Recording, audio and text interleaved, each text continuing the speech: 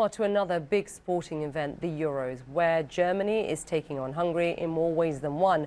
The score on the pitch is 1-0 to Hungary still, but it's what's been happening off the pitch that's really making news.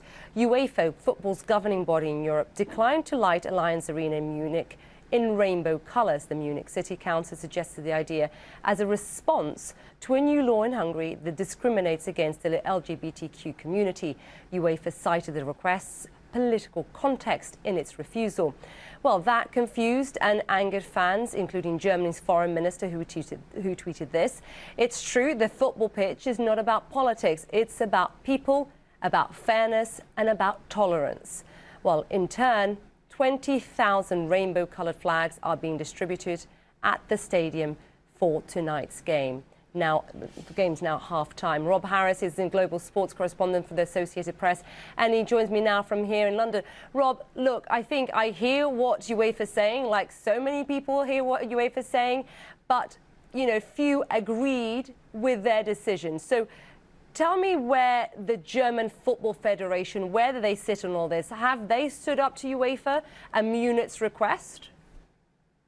Well, the German Football Federation, the ones who've been backing this move to ensure the Munich Stadium had the rainbow colours on. But ultimately, Germany has now accepted this decision from UEFA. It's a decision that has gone down so badly. You just have to look at those scenes in Munich tonight. So many fans turning up with rainbow flags, even as the match prepared to be kicked off, as the two teams were lining up, Germany and Hungary. There was a pitch invader with a rainbow flag, and it really has touch the issue here between the disconnect perhaps between the actions of a sports governing body and its words. So while UEFA does put out statements promoting equality and portraying itself as a social movement, very difficult often when it becomes to situations like this, how they actually navigate it, particularly when they have close alliances to the likes of Hungary. A Hungarian billionaire is a vice president of UEFA, and there is a close association with Viktor Orban, the Hungarian Prime Minister, who has helped UEFA in terms of their stadiums being used to stage matches when they couldn't be played in other parts of Europe during the pandemic over the last year. And indeed, Budapest has provided the only full stadium of these Euros because of their vaccination programme. Let's break that down. I find that fascinating. Viktor Orban, as you were saying, and his party, as many of you, I don't know if viewers will know this, they have pumped huge amounts of money into reviving football again.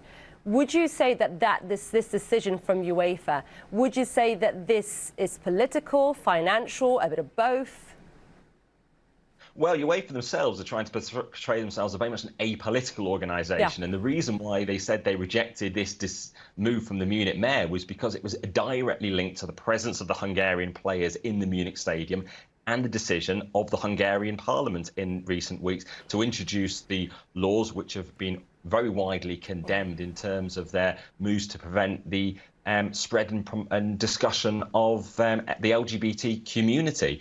And now we're seeing actually how, while UEFA might paint their logo with a rainbow flag today, actually it's far more difficult to take on these very challenging moments when some of the people they're so closely aligned with have politics perhaps that indeed run into conflict with those from the rest of Europe. As we've seen, Viktor Orban, there's been investment in football stadiums there, particularly the Puskás Arena, which has been staging games, also some favourable policies which help to encourage the investment in football, and all about using football to project influence and project a renewal almost of the nation. And the fact that they are leading at the moment in their European Championship game, they could be going through to the round of 16, would be a big moment. Viktor Orban himself was said to be due in Munich tonight, but hasn't actually gone to the game.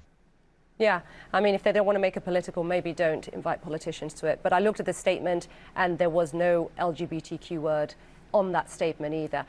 Rob Harris, thank you very much. Rob Harris, the global sports correspondent from the Associated Press.